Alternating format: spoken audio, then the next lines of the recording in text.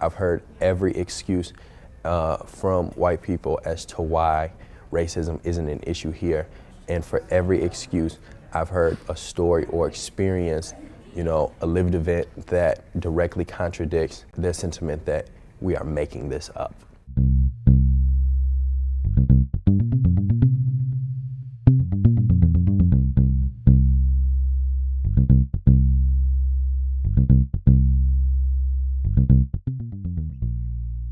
I don't think I've ever lived in a place where it was so heavy on one side demographically as far as race was concerned. When I came here, it was a culture shock, to say the least. To be frank, it was a very white city with a very white campus that functioned through white culture. I came here and I found out that there are real people that have never seen a black person in their life.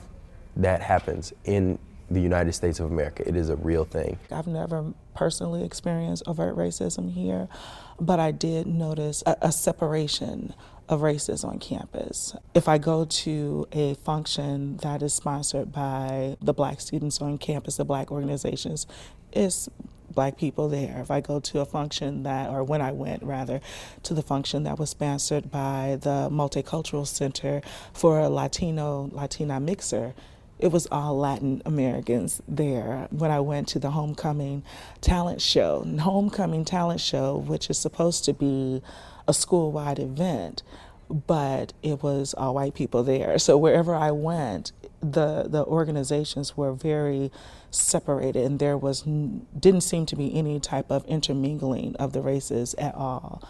Living like this is not easy, and it's really not fun. Something that really affects the culture here, and that really affects people's willingness to learn about what is white privilege, what is institutionalized racism, what is systemic oppression, and actually understand that these things are real. We have a problem in regards to race relations, and I am seeking and employing our administration to really create policy that really promotes having a more safe and inclusive environment.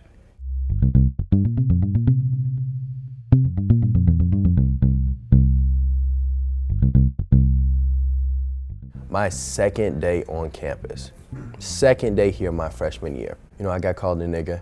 A group of guys was driving past in a car right through the middle of campus.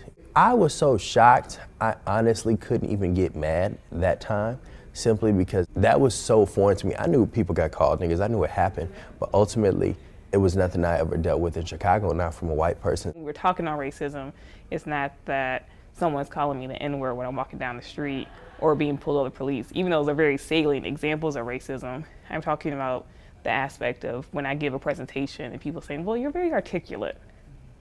Ferguson happened here and these ongoing police shootings. When it comes to class, are we able to have those conversations in a safe space where I can say what I want to say, but then also the teacher can facilitate the conversations? Because a lot of times, students get bullied, sometimes by faculty members, sometimes by students. I didn't really encounter a very crystallized racial experience until 2010 when the cotton ball incident occurred, where a group of white students decided to put cotton balls out on the lawn of the Black Culture Center. The overall crime that the students were convicted of was littering. I've dealt with things like being stopped coming out of the Mizzou store in the student center because the alarm went off as I was leaving the store. Everybody looks at me and it's like, you have to come here, we have to search your bag.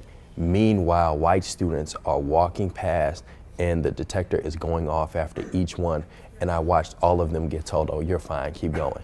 Just yesterday, a professor asked me again to play rap music. At one, as if I can't listen to other types of music, and two, as if I'm a rapper.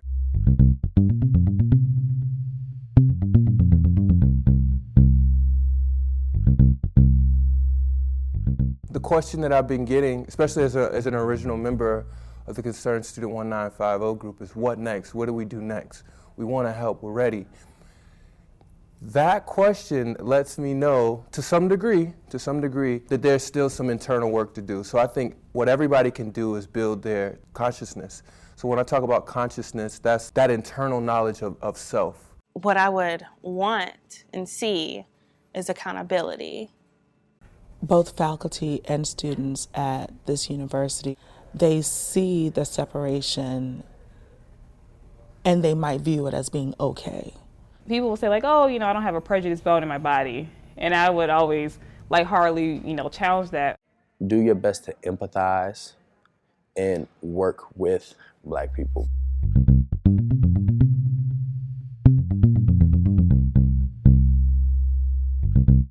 Having a bias and recognizing that doesn't inherently make you a bad person. And so it's really important from after acknowledging that we have a problem and people to figure out ways that they may continue to contribute or perpetuate the problem.